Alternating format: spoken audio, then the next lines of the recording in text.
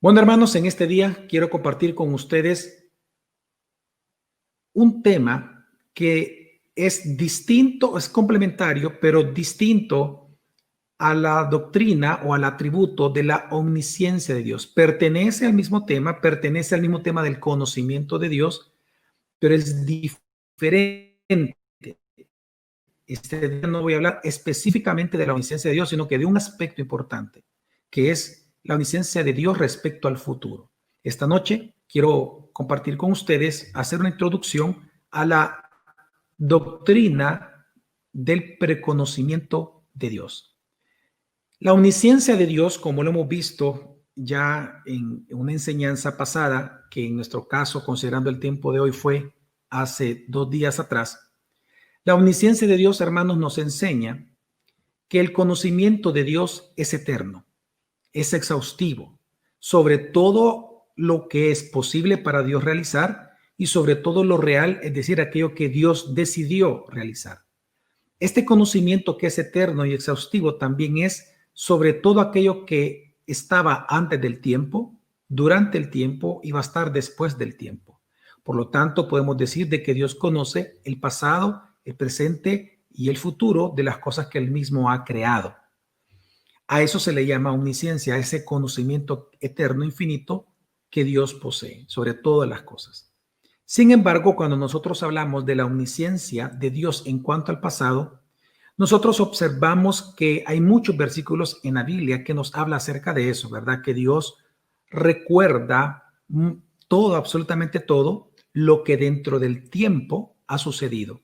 Porque también recordemos de que Dios ve todo absolutamente a la vez. Pero si hablamos en términos humanos, desde nuestra perspectiva, nosotros vemos que la omnisciencia de Dios abarca el pasado. Es decir, vemos en la Escritura que Dios recuerda sus pactos, las obras humanas que, por ejemplo, él mismo dice que cuando Jesucristo venga por segunda vez y luego entonces comiencen los juicios, las obras humanas van a ser juzgadas conforme a lo que cada uno ha hecho, y eso nos dice a nosotros de que Dios va a recordar todo lo que hemos hecho, todos los seres humanos de todas las épocas.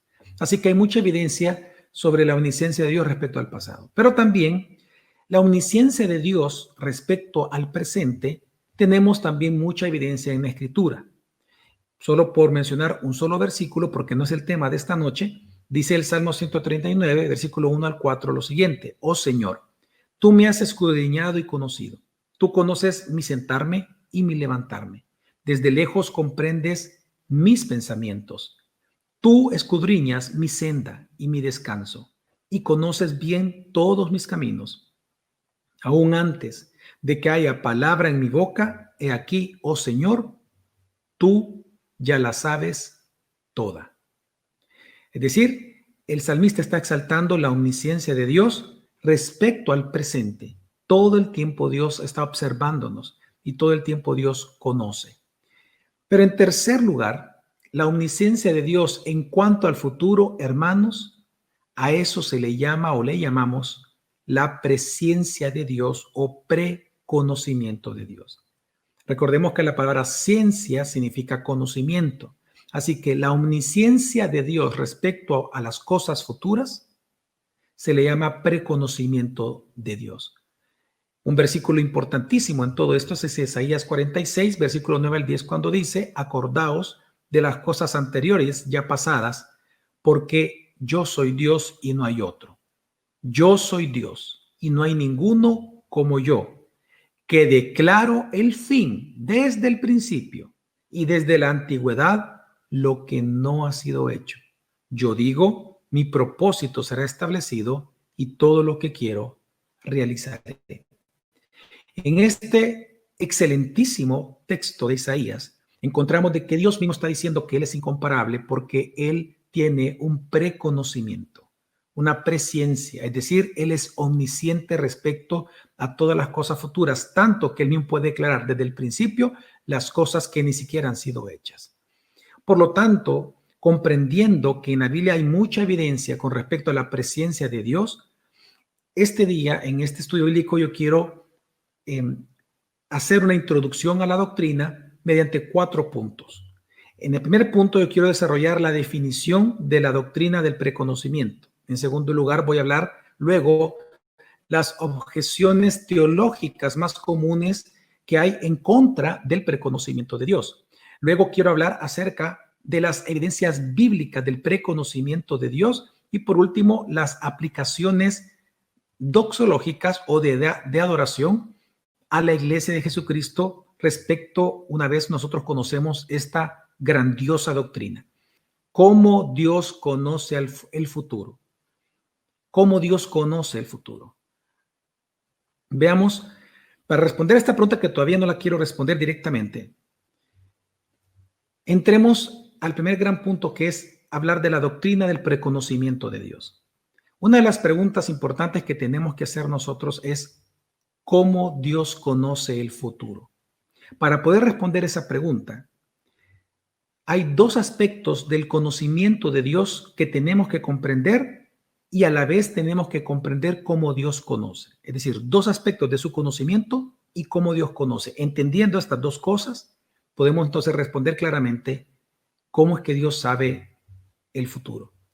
Respecto a los dos aspectos del conocimiento de Dios, podemos decir lo siguiente. En primer lugar, Dios tiene distintos tipos de conocimiento, pero vamos a definirlos en dos específicamente y esto nos va a ayudar mucho a entender no solamente la omnisciencia de Dios, sino cómo Dios conoce.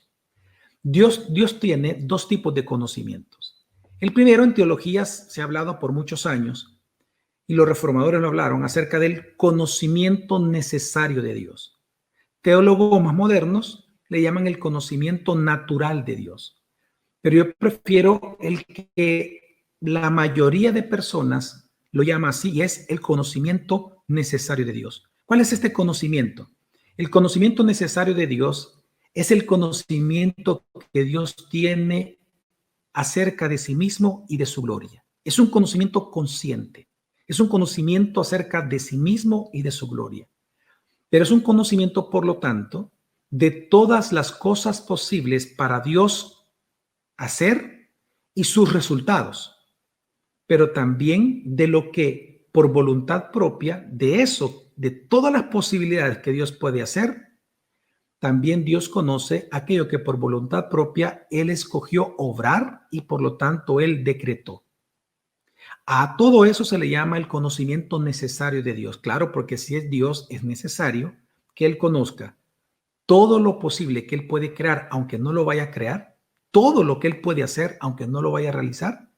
Pero en segundo lugar, también Él conoce lo que en su libre voluntad decidió hacer. De todas esas posibilidades, Él decidió hacer y por lo tanto decretó.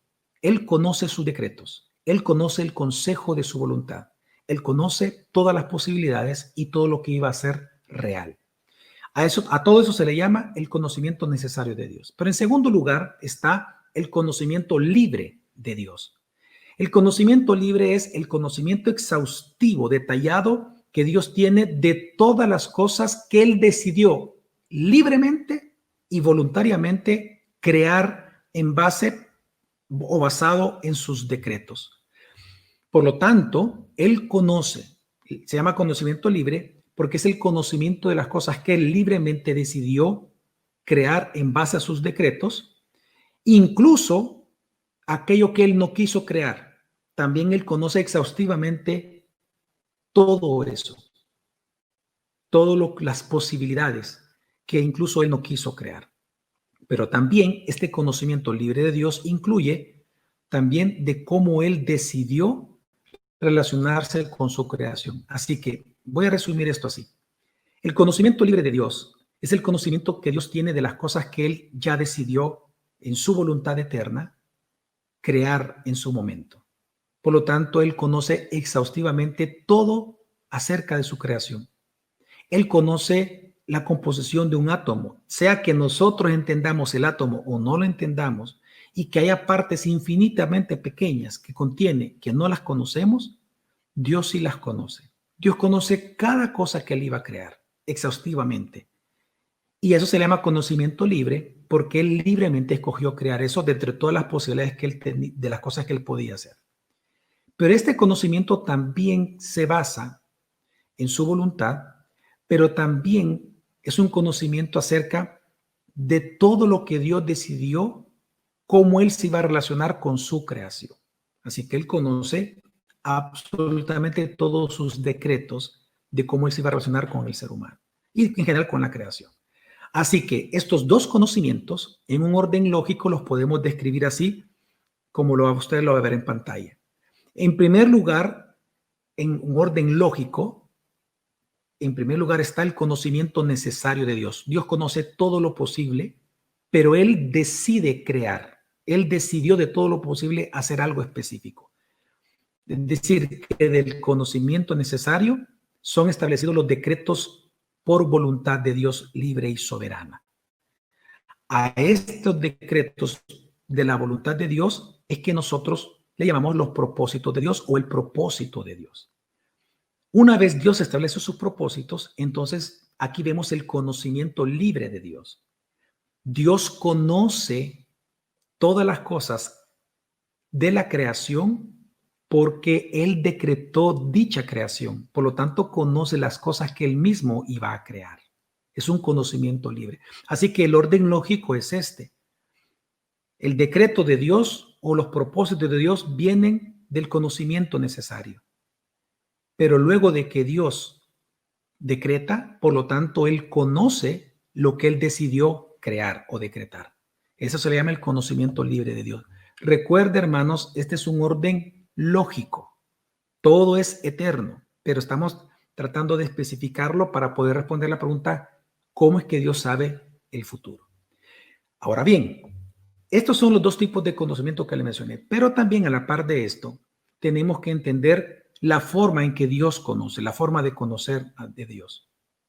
Por lo anterior, hermanos, nosotros podemos observar que a diferencia del ser humano, que nuestro conocimiento es pasivo, es decir, el ser humano, nosotros aprendemos a conocer las cosas por observación, ¿verdad?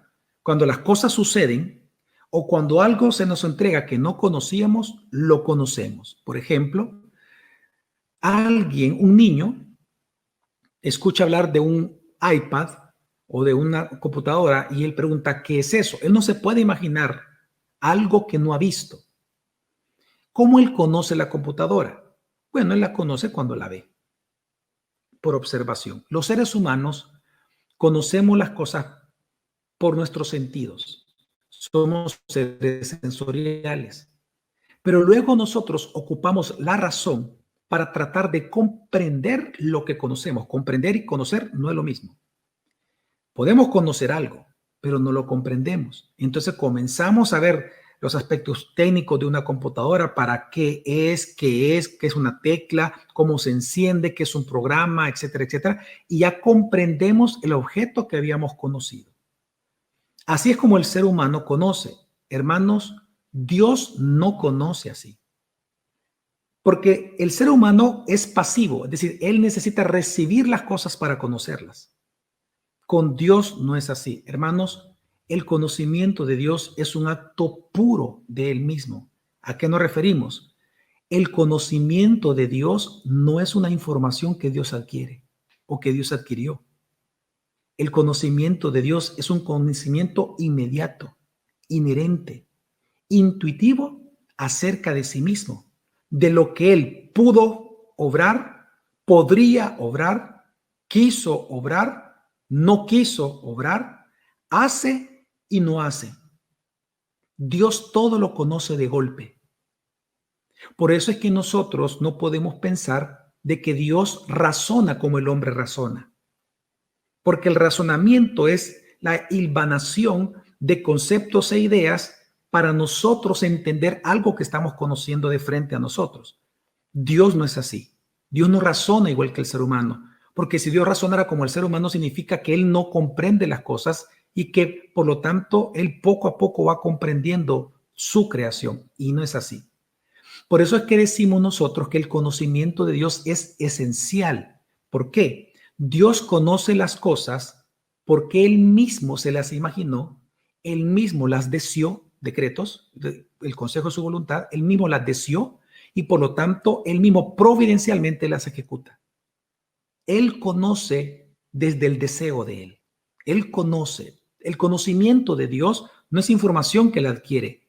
El conocimiento de Dios es de su esencia, de su voluntad, de sus deseos, de sus pensamientos. Todo es la esencia. Recordemos que Dios es simple, no tiene partes. Por lo tanto, Dios conoce todo de una vez. El conocimiento de Dios no es un conocimiento progresivo, no es secuencial, no es que Dios está alejado de su creación y que por lo tanto secuencialmente va conociendo. No, es un conocimiento de inmediato. Inmediato significa sin medio, es un conocimiento eterno. Por eso es importante, y lo digo por una pregunta que me hicieron la semana pasada con respecto al deísmo y el razonamiento de Dios. Por eso es que Dios no está alejado de su creación como el deísmo cree. El deísmo cree en un Dios, pero no cree que está directamente relacionado con la creación. No tiene relación con la creación, así cree el deísmo. Pero realmente lo que nos demuestra, incluso el mismo conocimiento del preconocimiento de Dios nos dice a nosotros de que Dios no está alejado de su creación. ¿Por qué? Sino que se relaciona con ella. ¿Por qué? Porque para Dios conocer, hermanos, no es obtener información, y esto tenemos que tenerlo claro. Para Dios conocer algo no es información, no es obtener información, es acto puro. Dios conoce lo que iba a crear porque desde la eternidad en su deseo de crear, porque recuerde que Dios no tiene cambios, es inmutable aún en sus deseos, Él siempre supo lo que quiso. Y por lo tanto, Él conoce lo que quiso. Él conoce cada átomo, su composición. Por lo tanto, cada pensamiento del hombre, cada sentimiento del hombre, cada decisión del hombre. Dios conoce todo por acto puro, de manera inmediata, de manera intuitiva, sin razonamiento alguno, de golpe. Y Él está relacionado con su creación, precisamente por eso. Sin caer tampoco en el panteísmo, obviamente, porque no son partes, ¿verdad? Entonces, así, hermanos, Dios conoce porque Él es, no conoce porque algo fue o sucedió. Y esta es la respuesta a la pregunta que hice. ¿Cómo es que Dios conoce el futuro, hermanos? Dios conoce el futuro porque Él conoce quién es Él. Dios conoce el futuro porque conoce las cosas esencialmente, porque Él conoce su esencia. Así que Dios no conoce porque algo fue o porque algo sucedió.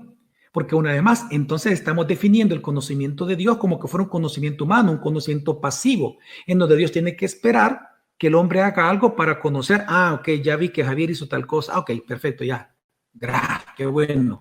Gracias a mí, ya conozco eso. No, Dios no es pasivo. O sea, el conocimiento de Dios no es recibir información, es acto purísimo. ¿Cómo Dios conoce el futuro? ¿Ve de antemano? No, porque entonces significa que es un conocimiento pasivo. ¿Sabe de antemano? No, porque estamos hablando, entonces estamos definiendo el conocimiento de Dios como algo pasivo, no, sino que Él decidió de antemano y por eso Él conoce todas las cosas de su creación. Porque inmutable es, como lo leímos en Hebreos, el consejo de la voluntad de Dios. Bueno, entonces, ¿cómo Dios conoce el futuro? Ok, hermanos. Cuando hablamos del preconocimiento de Dios, estamos hablando entonces del conocimiento libre de Dios, no del necesario. Y aquí es de enfocarnos en esto. Cuando hablamos del preconocimiento o la presciencia de Dios, no estamos hablando entonces del conocimiento natural o necesario de Dios, sino que estamos hablando específicamente del conocimiento libre, del conocimiento de Dios sobre todas las cosas que ocurrirán en la historia, porque Él mismo las ha decretado desde antes del tiempo que ocurran y por lo tanto Él las ejecuta por medio de su providencia. Así que cuando hablamos del preconocimiento de Dios nos referimos a todo esto, al conocimiento de todas las cosas que por decreto Dios decidió crear y por lo tanto providencialmente Él ejecuta sus decretos por su providencia para que ocurran lo que el Consejo de su voluntad decidió desde la eternidad realizar en base a lo que Él quiso. Así que Dios, hermanos, conoce el futuro y viene la respuesta ya correcta y la que vamos a establecer, ¿por qué Dios conoce o cómo Dios conoce lo que va a suceder en el futuro? Dios conoce el futuro porque Él conoce su voluntad. Y esa es la respuesta exhaustiva que vamos a dar esta noche. Dios conoce el futuro porque Él conoce su voluntad. Dios no conoce el futuro porque Él vio, porque Él supo o porque Él conoció algo externo de Él mismo. No, porque eso lo haría un ser imperfecto. Dios conoce porque Él conoce su voluntad. Así que, hermanos, Dios conoce lo que va a suceder, incluyendo lo que usted y yo haremos cada día, el cómo lo haremos, el por qué lo haremos y el para qué lo vamos a hacer cada cosa. Él ya las conoce, porque el preconocimiento de Dios incluye las elecciones libres de los seres humanos. Algo que nos enseña la Biblia es que no hay ninguna incompatibilidad entre la presencia de Dios y las elecciones libres del hombre. No hay ninguna incompatibilidad en esto. Dios realmente conoce nuestras acciones libres futuras. Dios conoce porque Él conoce todo de sí mismo y Él quiso crear las cosas. Entonces, ahora, ¿cuáles son las objeciones? Vamos a continuar. El segundo gran punto que tenemos que responder es cuáles son las objeciones teológicas que históricamente se ha dado en contra del preconocimiento de Dios. Hermanos, en la historia de la iglesia es interesante que el preconocimiento de Dios ha sido aceptado por toda la iglesia. Es impresionante. Toda la iglesia está de acuerdo en que Dios tiene ese preconocimiento. Solo los inconversos han negado la presencia de Dios. Sin embargo, dentro de la iglesia han surgido herejes, falsos maestros, que han negado de que Dios conoce las elecciones futuras libres de los hombres y de los ángeles. Es decir, en la historia de la iglesia, si bien es cierto, la iglesia verdadera ha aceptado el preconocimiento de Dios, los falsos maestros, ellos dicen que Dios sí tiene una presencia, pero es una presencia limitada, porque lo único que no conoce Dios de antemano, para ellos, para los falsos maestros, es las acciones o decisiones futuras libres de los seres humanos. Entonces ellos ocupan diferentes argumentos para mutilar la doctrina de la presencia de Dios, pero voy a presentar los 4 argumentos quizás más conocidos, porque hay más, podríamos hablar de unos 6 o 7, pero por el tiempo quiero hablar nada más de 4, mencionarlos rápidamente. La primera objeción que los falsos maestros hacen a la presencia de Dios es que ellos dicen, Dios no preconoce todo porque vemos que Él se arrepiente en la Biblia. Ellos apelan a Génesis capítulo 6, versículos 6 al 7, entre varios otros textos, donde dice que Dios se arrepintió de haber creado al hombre y por lo tanto luego entonces viene el diluvio. Ellos dicen, por tanto, que si Dios se arrepintió, entonces es porque Él no conoce el futuro en parte, porque Él no pudo prever el pecado del ser humano. ¿Cuál es la respuesta que damos y que observamos en la Escritura? Bueno, hermanos, que los arrepentimientos divinos en la Biblia siempre se refieren a un cambio en la relación entre Dios y esos seres humanos, pero según el pacto que Dios ha establecido. Es decir, lo que vemos es que si hay un cambio en la forma en que Dios se va a relacionar con esos seres humanos, de acuerdo al pacto. Es decir, que ya está establecido cómo Dios va a realizar. Si alguien se arrepiente, Dios perdona. Si alguien se enorgullece, Dios castiga. Eso está en el pacto.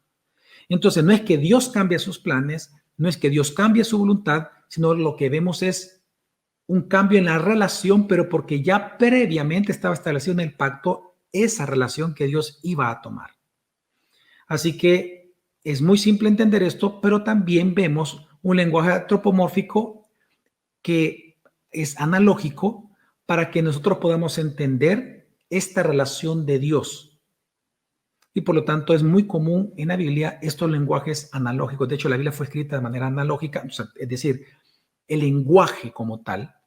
Dios nos habla a nosotros de tal manera que nosotros los seres humanos le podamos entender y por eso vemos muchos ejemplos como este. La segunda objeción que ellos hablan es que Dios no preconoce todo porque en la Biblia vemos que Él pone a prueba a las personas para conocer cómo van a actuar.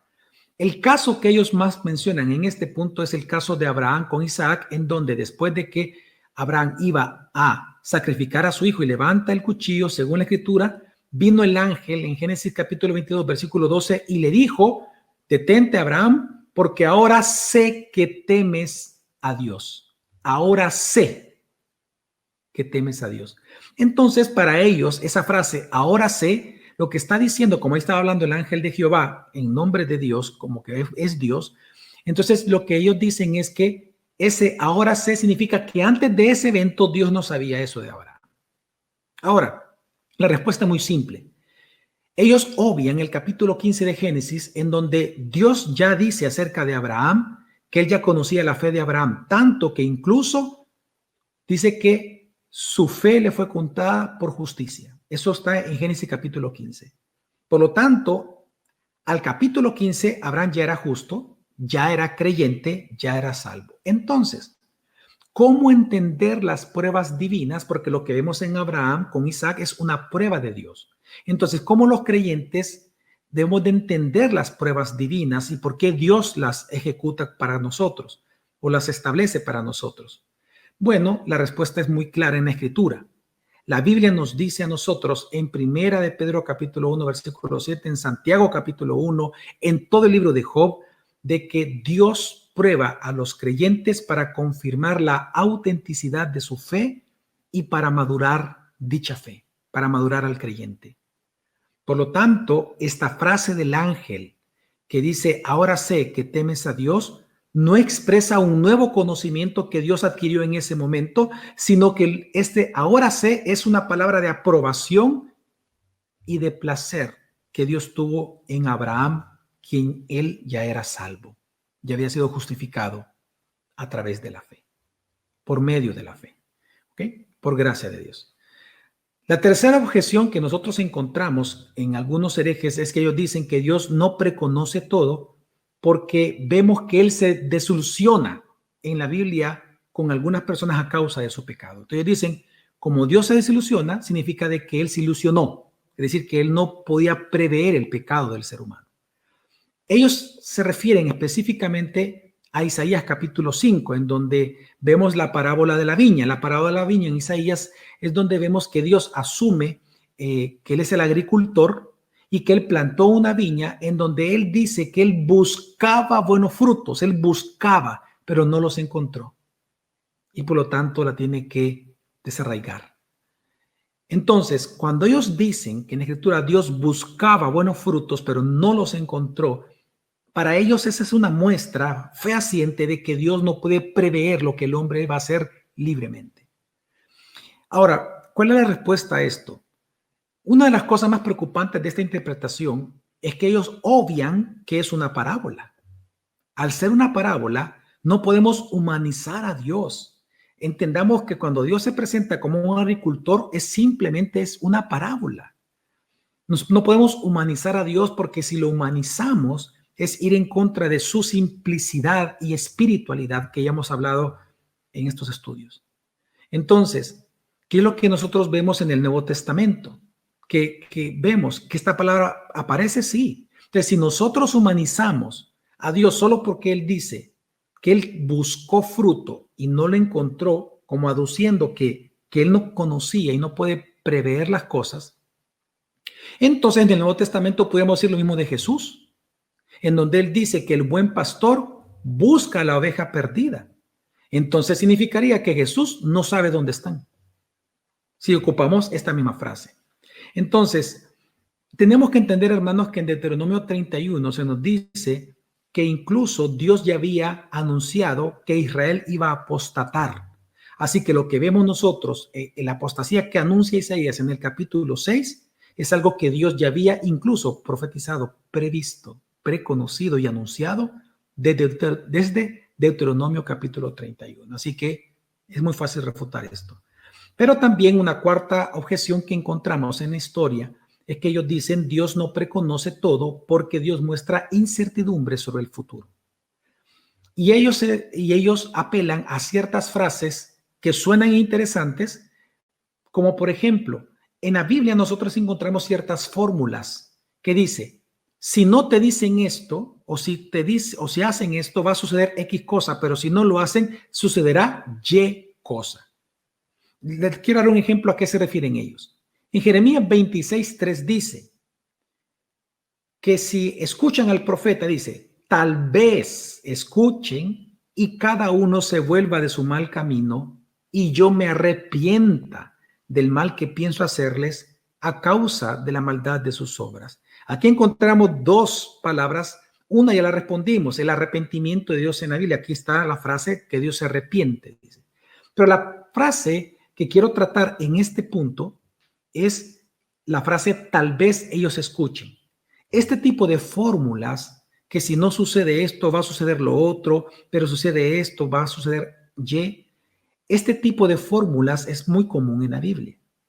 Ahora bien, estas frases no expresan incertidumbres, hermanos, sino que lo que expresan es la condición interna de aquellos a los cuales Dios se está expresando en ese momento, en este caso a través del profeta Jeremías.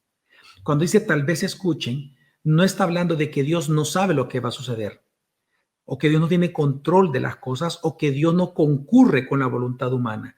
El versículo no se refiere a eso. El contexto nos dice que Dios está hablando de la incapacidad que tiene el hombre, del pecado en el cual ellos se encuentran en ese momento. Así que estas objeciones caen a la luz de una correcta exégesis bíblica. Ahora, habiendo dicho esto, entonces, ¿cuáles son las evidencias bíblicas que encontramos del preconocimiento de Dios? ¿Hay evidencias acerca de la presencia de Dios en la Biblia? Sí, hay varias evidencias. De hecho, hermanos, con una sola que existiera, entendemos que Dios tiene un preconocimiento absoluto y exhaustivo de todas las cosas. Pero vamos a dar dos o tres nada más entre muchas que hay. En primer lugar, nosotros vemos que en Génesis 12, Dios pacta con Abraham. Este pacto con Abraham tiene un gran sentido hacia el futuro. En Gálatas 3, versículo 8 se nos dice acerca del pacto de Abraham del capítulo 12. Dice, y la escritura previendo, ahí está, preconocimiento, previendo que Dios justificaría a los gentiles por la fe, anunció de antemano las buenas nuevas a Abraham diciendo, en ti serán benditas todas las naciones. Y está citando Génesis 12. Entonces lo que vemos aquí es que el mismo pacto con Abraham ya estaba anunciando Dios por su presencia nuestra justificación en nuestros tiempos. Pero no solamente se queda ahí el pacto abrahámico, sino que es interesante que parte del pacto con Abraham, en Génesis 15, versículo 13, cuando Dios ratifica este pacto con él, le dice lo siguiente a Abraham: ten por cierto que tus descendientes serán extranjeros en una tierra que no es suya, donde serán esclavizados y oprimidos por 400 años. Dios de antemano, desde mucho antes, hermanos, ni siquiera, imagínense, ni siquiera estaba Moisés, desde mucho antes, Dios anunció que iban a estar 400 años esclavizados. Ok. Esta perfección de Dios de conocer el futuro también vemos que se convirtió en una prueba para descubrir falsos ídolos, pero también falsos profetas. Y vemos esto cuando viene el profeta que Dios envía contra Jeroboam, donde él quiso presentar adoración en el altar. Dice el primer libro de Reyes, capítulo 13, versículo 2, que el profeta le dijo esto a Jeroboam. Y clamó contra el altar por palabra del Señor y le dijo: oh altar, altar, así dice el Señor. He aquí, a la casa de David le nacerá un hijo que se llamará Josías, y él sacrificará sobre ti a los sacerdotes de los lugares altos que queman incienso sobre ti, y sobre ti serán quemados huesos humanos. Es decir, es interesante que el profeta que llegó a hablar con Jeroboam, por lo que él estaba haciendo, le va a profetizar de que estos altares que Dios no había solicitado eran altares paganos, iban a ser destruidos, tanto incluso que huesos de seres humanos van a ser quemados sobre los huesos de Jeroboam. Y dijo que quien iba a hacer esto iba a ser un descendiente de David, es decir, un rey llamado Josías. Hermanos, entre este evento que estamos leyendo y el nacimiento de Josías pasaron 300 años. Es decir, Dios 300 años antes anunció con nombre y apellido lo que iba a suceder y sucedió. Eso demuestra la presciencia que Dios tiene. Otra evidencia, por ejemplo, son las profecías de Jesucristo. ¿Qué podemos decir de las profecías de Jesucristo? Hay muchas, solo voy a mencionar algunas. En Génesis 49 se nos dice que iba a ser de la tribu de Judá. Isaías 9 se nos dice que iba a ser un hijo de David, un rey. Isaías 7:14 nos dice que iban a ser de una virgen. Miqueas 5 dijo específicamente que iban a ser de Belén. Isaías 53 y el Salmo 16 dijeron de que iba a sufrir y que iba a resucitar. Por lo tanto, todas estas profecías se cumplieron. Sí. ¿Por qué? Porque Dios tiene presciencia y las anunció de antemano. ¿Qué sucedió con Jesucristo? Jesucristo mismo también lo hizo. Jesucristo predijo su propio rechazo, muerte, resurrección. Todo esto lo dijo en Lucas capítulo 9. También él predijo el martirio de Pedro en Juan capítulo 21. También habló de la destrucción de Jerusalén en Lucas capítulo 21, en Mateo capítulo 23. También vemos que él anunció y él predijo lo que iba a ser el traidor llamado Judas en Juan capítulo 13.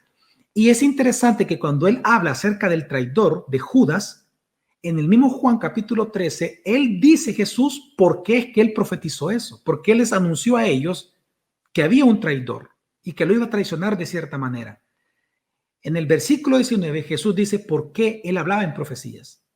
Y dice, os lo digo desde ahora, antes de que pase, para que cuando suceda, creáis que yo soy. Y él ocupa el mismo nombre de Dios revelado a Moisés, yo soy el que soy. Porque recordemos que prever el futuro, la presciencia de las cosas futuras, es una prueba fehaciente de que Dios es verdadero. En este caso está hablando de que Jesús no solamente es el profeta para siempre, para nosotros, sino que también es él es Dios encarnado, verdadero. Su presencia nos lo demuestra a nosotros. Así que, hermanos, todas estas evidencias que estoy diciendo en este momento tienen algo en común. Y es que ninguno de los miles de personas que estuvieron involucrados en todo lo que hemos hablado, Josías, todos los miles que estuvieron esclavizados, se creen que fueron más de 1 millón de personas, algunos dicen que hasta 2 millones de judíos, de hebreos. Todos estos miles de personas involucrados en todo esto que se anunció, en ninguno de ellos vemos que ninguno se sintió obligado moralmente para realizar lo que Dios predijo que ellos iban a realizar. Ni siquiera Judas lo dijo. Ni siquiera en Judas nosotros vemos que él se sintió moralmente inclinado por Dios a pecar en contra de Jesús. No lo vemos eso. Sino que es interesante cómo Dios, y eso ya lo expliqué en una ocasión, cómo Dios concurre con la voluntad del hombre para que al final se haga lo que él ha decretado, lo que él ha predicho por su preconocimiento, por causa de que conoce sus propios decretos. Así que nosotros vemos aquí en todos estos ejemplos y evidencias bíblicas, hermanos, vemos la responsabilidad moral de los hombres en sus acciones libres que no son contrarias al preconocimiento o a la presciencia de Dios sobre las cosas futuras. Así que no hay incompatibilidad. Vemos cómo cada uno hizo lo que quiso y son responsables ante Dios por sus acciones, incluyendo Judas, pero al final estaban haciendo lo que Dios predijo que iban a hacer porque Dios lo decretó, y lo decretó porque Dios lo quiso según el consejo de su eterna voluntad. Para terminar, ¿cuáles son algunas de las aplicaciones que podamos nosotros tomar de la presencia de Dios para la adoración o que contribuyen a la adoración de la iglesia de Jesucristo? En primer lugar, lo primero que vemos nosotros que debe de generar en nosotros, que genera en nosotros la gran doctrina de la presencia de Dios es asombro y adoración. Hermanos, los falsos profetas, los falsos dioses no saben lo que vendrá en el futuro. De hecho, nosotros mismos no sabemos lo que va a venir, pero Dios sí. Por eso debemos depender de Él todos los días. Hermanos, porque Dios sabe todas las cosas. Porque Dios, incluso como lo leímos en el Salmo, desde antes que digamos algo, Él ya sabe lo que va a salir de nuestra boca. Por esa misma razón, porque Dios sabe, oremos. Porque nosotros no sabemos lo que va a pasar mañana, pero Dios sí. Mañana miércoles, no sabemos lo que Dios va a hacer, pero Dios sí sabe lo que Él va a realizar. Por lo tanto, busquémoslo para que Él nos enseñe. Mendiguemos su conocimiento, mendiguemos su gracia, mendiguemos su amor, mendiguemos su comunión, mendiguemos el amor que Él nos quiere transmitir mientras oramos a Dios. Honremos a Dios, glorifiquemos a Dios a través de la oración.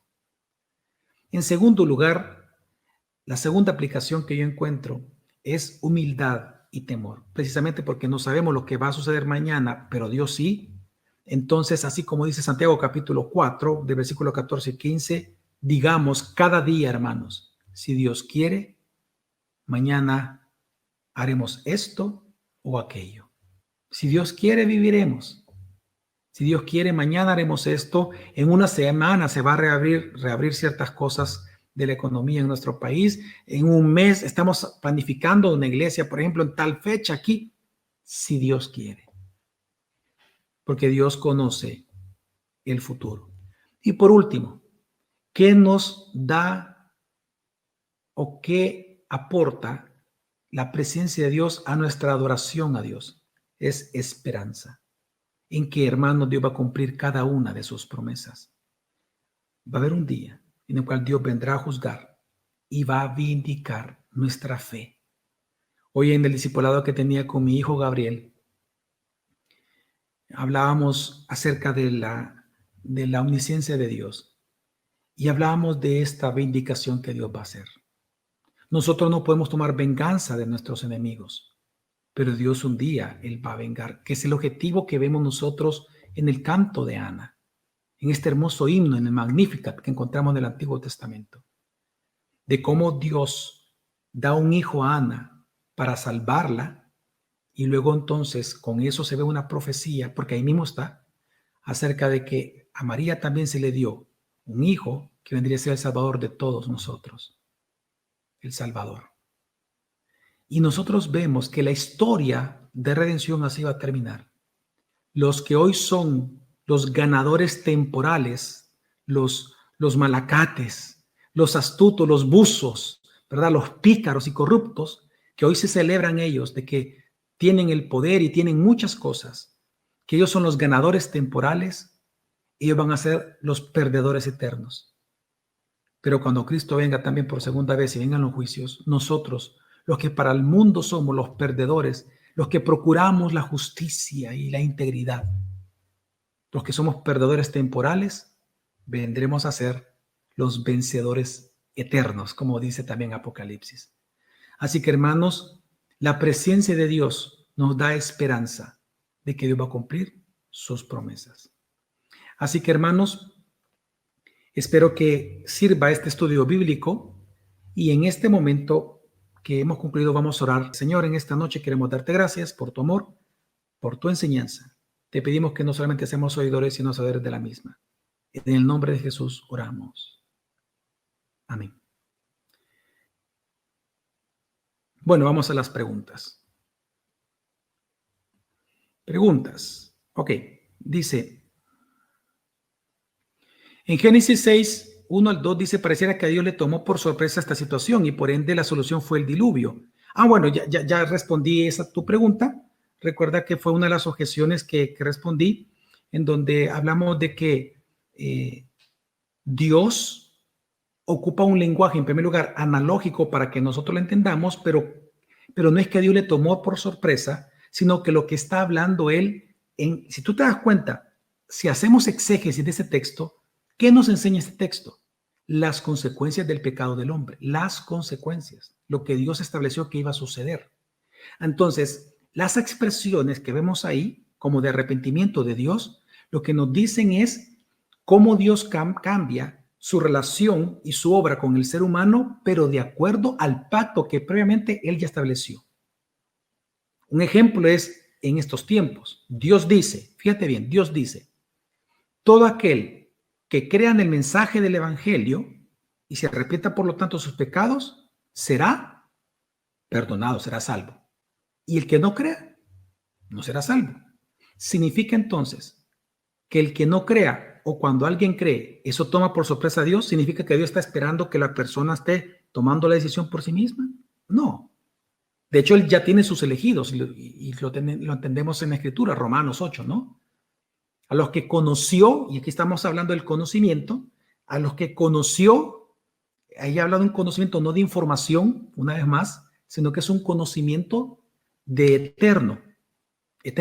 Él siempre ha tenido conocimiento. A los que conoció, a estos predestinó. A los que predestinó, a estos llamó. A los que llamó, salvó. A los que salvó, justificó, santificó. Aquí el problema, hermano Juan Carlos, y para todos aquellos que vamos a estar interactuando con preguntas, recordemos, el conocimiento de Dios no es adquirir información.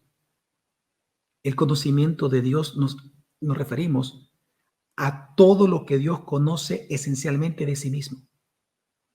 Así que cualquier cosa parecida a que Dios adquiere conocimiento, estamos malinterpretando ya la Escritura.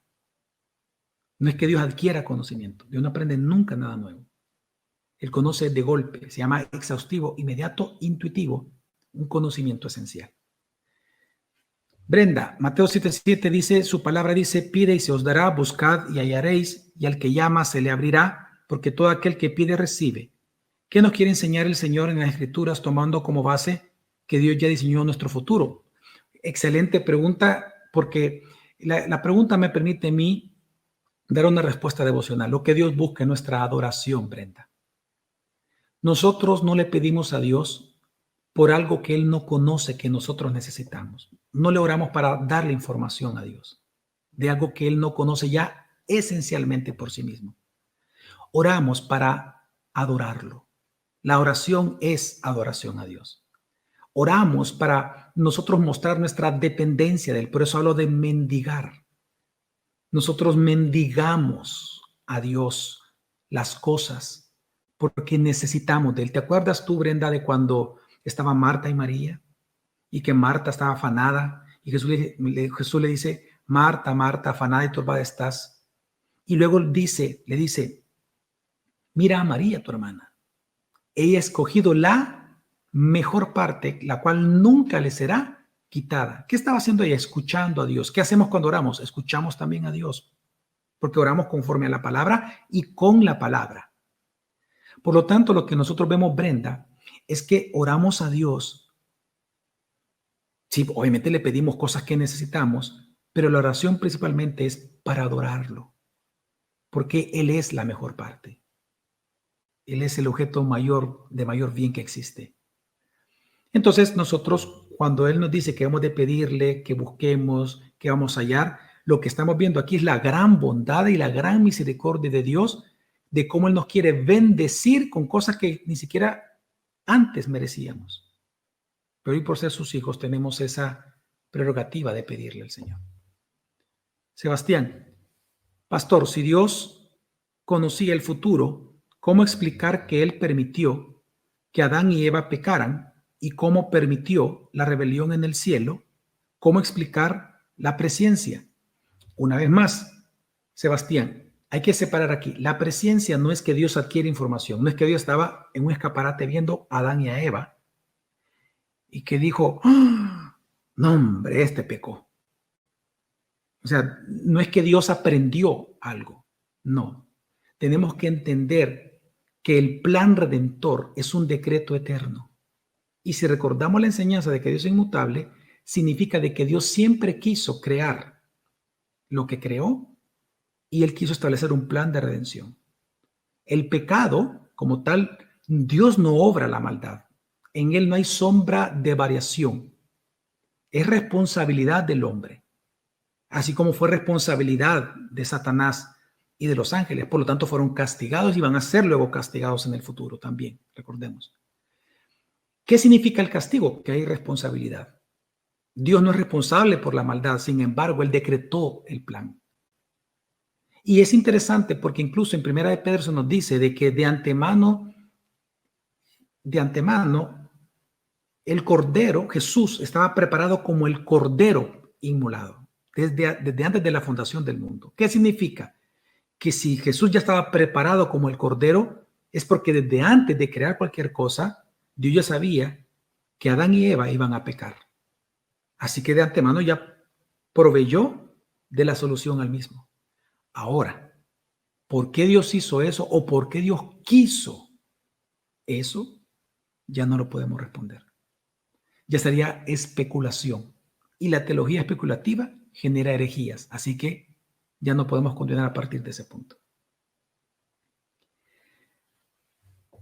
Griselda nos pregunta, dice, si elegí mal al casarme, ¿ya Dios lo sabía y lo estableció así? ¿O Él tenía otro destino para mí? Sí, yo entiendo que preguntas como estas muchas veces vienen del dolor, porque nadie de nosotros quiere realmente sufrir.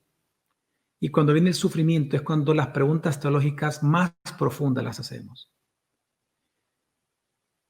Cuando una persona se casa, uno puede estar tranquilo en que Dios está controlando absolutamente todo. Pero recordemos también de que está lo que en una ocasión lo hablamos hace un par de semanas atrás, de que está la voluntad preceptiva de Dios y la voluntad decretiva de Dios. La voluntad decretiva es todo aquello que se va a hacer porque Dios quiso. Y la voluntad preceptiva son los preceptos y mandamientos que pueden ser desobedecidos. Los decretos no pueden ser desobedecidos, nadie los puede desobedecer, ni nadie puede detener la mano de Dios. Pero en su voluntad preceptiva sí. Por ejemplo, Él puede decirte a ti, y es lo que hablamos hoy, el famoso tal vez, etcétera, todo ya lo respondimos. Dios puede decir, Dios nos dice en su palabra, no mientas. O cuando habla de no juzgar al hermano, o cuando le dice a la mujer, el ejemplo claro, un ejemplo muy específico, a la mujer encontrada en adulterio, vete y no peques más. Al hombre que fue sanado también y encontrado en adulterio, le dijo, vete y no peques más, no vaya a ser que te ocurra algo peor. ¿Ok? Ese es un mandamiento. Todo lo que estoy hablando son mandamientos. Es la voluntad preceptiva de Dios. ¿Esta voluntad preceptiva de Dios puede ser desobedecida? Claro que sí, porque nosotros pecamos. Entonces, en el tema del matrimonio, y esto para los jóvenes que nos están escuchando, la elección de la persona con que te vas a casar entra dentro de la voluntad preceptiva de Dios. Nadie le puede echar la culpa a Dios por la pareja que escogió. Nadie. Pero si tú escogiste mal o escogiste bien, aún eso está controlado por Dios, pero es tu responsabilidad. ¿Significa que todo está perdido? No, porque aún la voluntad preceptiva de Dios está dentro de un gran plan redentor. Y Dios es un Dios de bondad. Y por eso te invito a que puedas escuchar el sermón del domingo y poder leer el himno de María, el himno de Ana, para que veas cómo cuando Cristo llega a un hogar, todo es transformado. Dios es experto en transformar lo malo en bueno, lo deshecho en algo construido, y obviamente un matrimonio en problemas, en un matrimonio que glorifique a Dios. Así que ánimo, hermana, ánimo en todo esto. Dios sí tiene control siempre. Obviamente la voluntad preceptiva de Dios está dentro de su providencia. La providencia es la ejecución de sus decretos y la forma en que se va a relacionar con nosotros también. Así que espero que te sirva esto que te estoy comentando. Dios planeó que fuera pecado, o bueno, ahí ya respondí la pregunta, y si lo planeó, ¿por qué no es responsable? Sí, obviamente no es responsable porque él no ejecuta el pecado. Tal vez esa pregunta no la respondí anteriormente, la voy a responder. Dios no es responsable del pecado, familia Rivera, porque ¿quién es responsable? El que ejecuta la obra. ¿Quién fue responsable del pecado de Judas de traición? Dios, quien anunció que iba a haber un traidor y quien decretó que así tenía que ocurrir. ¿O fue Judas el que libremente en su voluntad eligió traicionar a Dios? Judas, él es el responsable. Ahora, porque, una vez más, porque Dios planificó todo así, no lo responde la Escritura. Pero lo que sí dice la Escritura es que todo lo que Dios hace es bueno, agradable y perfecto. Así que en su eternidad, a Él le plació. Y eso es bueno. Todo lo que Dios ha planificado y decretado es bueno en gran manera. Sobre Éxodo 25, dice al 22, día al 22, habla sobre el arca del pacto. Nos describe a nosotros en cuanto a cada parte del arca. Los anillos y los querubines son nuestra mente y alma. No, Cristian, posturas como la que tú estás mencionando y que probablemente tú las has leído, es eisegesis, hay que hacer la diferencia. La exégesis es la interpretación correcta del texto porque buscamos el significado que Dios le dio al texto y sacamos su significado. Exégesis significa eso. Muchas personas generan alegorías de la Biblia, que es lo que tú estás mencionando, porque hacen una eisegesis. Eisegesis es que yo voy a poner lo que yo creo del texto al texto, se lo voy a imponer y por lo tanto lo interpreto como tal. Cuando dice la Escritura de los anillos, etcétera, y asignarle cosas a cada elemento, eso son alegorías. Eso, de hecho, eso proviene, ese tipo de comentarios y creencias, de no estudiar correctamente el texto bíblico. Ahí lo que hay es una falta de estudio bíblico, de hermenéutica. Así que yo te recomendaría que leyeras libros de mayor exigencia teológica y a la vez que tú puedas estudiar con nosotros para enseñarte cómo interpretar correctamente las escrituras. Desde YouTube dice, se ora con súplica y acción de gracias. No entiendo si al orar adoramos, pero también pedimos, hallaremos y se nos abrirá. Sí, es que la oración en sí mismo es adoración. La oración, el acto de orar es adoración a Dios, porque estás adorando a Dios, estás teniendo culto a Dios, ¿verdad? Estás reconociendo y dándole gloria al único y verdadero Dios. Cuando tú estás orando a un santo o a una virgen, esa es una adoración, pero falsa, porque el objeto de tu adoración es falsa, pero sí es un acto de adoración. La oración en sí misma, como tal, no importa con qué objetivo la hagas, es adoración, incluso cuando le estás pidiendo a Dios. Sebastián dice, ¿cómo explicar la presencia de Dios sobre la doctrina de la elección o de la predestinación? Sí, la presencia de Dios está completamente involucrado con respecto al tema de la elección. Recordemos que es anterior incluso a la creación. Ya mencioné algo de esto, hermano Sebastián, en las preguntas anteriores. En la predestinación, vamos a hablar de eso en las próximas semanas, pero nosotros en la Biblia hay mucha evidencia de la predestinación, de que Dios salva a aquellos que eligió. Y hay mucha evidencia sobre eso. De hecho, cuando hablamos de la doctrina de gracia, tenemos que hablar de eso, de la elección incondicional. Hablamos también de una gracia salvadora de parte del Señor que es limitada. ¿A quiénes? A los que Dios eligió para salvación. Solo ellos se van a salvar. Y por lo tanto, la presciencia, ¿cómo se aplica? En el sentido de que Dios conoce a los que Él mismo ha elegido. Yo te recomiendo que leas para tu pregunta Romanos 8. Y vuelvo y repito para responder tu pregunta. Hay un versículo que une lo que tú estás diciendo, ya lo mencioné y te lo repito. En Romanos 8 dice que a los que Dios conoció, a estos justificó.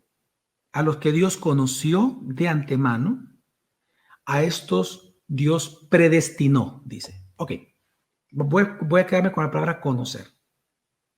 Una vez más, Sebastián, ¿qué es el conocimiento de Dios? ¿Acaso Dios adquirió información? No, ese no es el conocimiento de Dios.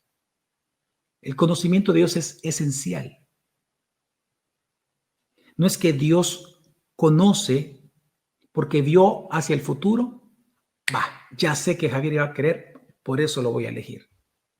No es, entonces Dios no es perfecto, porque Él necesitaba conocer algo o que algo pasara para conocerlo. No, el conocimiento es esencial. Él conoce desde lo que eran ideas hasta sus hechos que realizó y que está realizando incluso, y que los que todavía no ha realizado. Por lo tanto, Él conoce de esencia. Entonces, cuando Romanos 8 dice a los que conoció, ¿a quiénes se refiere? Desde la eternidad. A los que Él conoció y eligió para salvación. A estos los predestinó para salvación. A estos los llamó, a esto se le conoce también, y te invito a que lo busquen. Nosotros tenemos en la página de YouTube también toda la enseñanza del Ordo Salutis, que es el orden de salvación.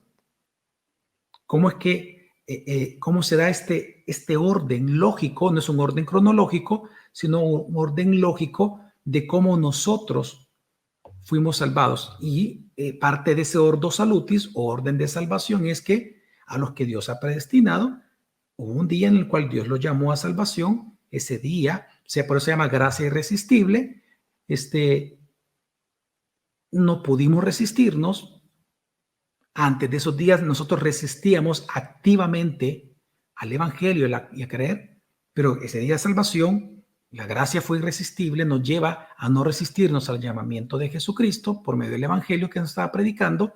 Creemos en Jesucristo, en ese momento somos hechos nacidos de nuevo, son perdonados nuestros pecados, se nos da una nueva naturaleza, se nos hace santos, somos bautizados en el Espíritu y luego de eso comenzamos a ser santificados progresivamente. Así que es toda una doctrina impresionante que te invito a que puedas también buscarlo en nuestra página de YouTube. Samuel Carrillo, ¿hay un texto que respalda? Sí, bueno, hay muchos. De hecho, todos los que hablan del preconocimiento, hermano, todos hablan de eso, todos. Y quizás te recomiendo con el cual inicié, que es el Isaías 46, del 9 al 10, ¿verdad? Que dice, yo declaro el fin desde el principio, desde la antigüedad, lo que no ha sido hecho. Yo digo, mi propósito será establecido y todo lo que quiero realizaré. Este texto es importante porque habla de lo que él conocía, de lo que él quiso y eligió para crear, de lo que él decretó y por lo tanto lo dice. Y su providencia lo ejecuta. Todo en un solo texto. Julio Roldán dice, si Dios en su presencia ya sabe lo que recibiremos, ¿para qué pedirle a Dios lo que necesitamos espiritualmente o físicamente? Julio, yo te recomiendo que escuches el sermón del domingo. Voy a responder tu pregunta ahorita, pero solo lo básico, porque ya lo respondí esto, el sermón del domingo, cuando hablé de la omnisciencia de Dios hace 2 días, y en este mismo estudio bíblico también lo respondí. Nosotros oramos porque es un acto de adoración. ¿Por qué oramos y por qué pedirle a un Dios que ya conoce las cosas? Se las pedimos precisamente porque con eso demostramos nuestra dependencia de Dios. Es para nuestra propia santificación y es para nuestra propia madurez y es para nuestra propia vindicación de nuestra propia fe. Nosotros oramos porque Él merece ser adorado. Cuando nosotros le pedimos a Dios, Él ya sabe lo que vamos a pedir. De hecho, Él ya sabe lo que necesitamos. Incluso voy a ir más allá de tu pregunta. Él mismo inspira en nosotros lo que debemos de pedirle a Él. Entonces, ¿para qué pedirle? Precisamente para demostrar que somos mendigos cada día, que dependemos de Él todos los días de nuestra vida. Por eso es que no orar es arrogancia. porque no orar significa que no necesitamos a Dios y somos autosuficientes. Bueno, hermanos, quedamos despedidos. Realmente para mí ha sido un privilegio estar con ustedes. Espero que Dios les siga bendiciendo en estos próximos días. Y el próximo martes vamos a hablar de un atributo que no vamos a hablar en ningún domingo. Así que le espero para que usted esté pendiente en nuestras redes sociales de cuál atributo va a ser. Hermanos, que Dios les bendiga muchísimo. Les amo en el amor del Señor. Y si Dios quiere, nos vemos la próxima semana.